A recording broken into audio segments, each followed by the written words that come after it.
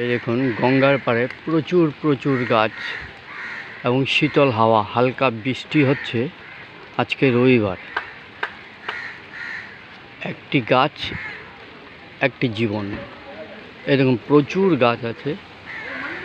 এই গাছগুলো থাকাতে এখানে খুবই ঠান্ডা ভাব এবং শীতল।